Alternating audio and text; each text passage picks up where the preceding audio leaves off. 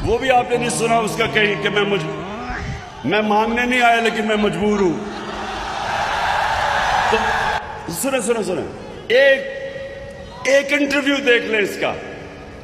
एक कोई ब्लूमबर्ग में खातून इससे इंटरव्यू कर रही है। अगर वो होता तो मैं ये इंटरव्यू आपको दिखाता, या पता नहीं आया या नहीं इनके पास। उसे सुने सुने, उस औरत को जो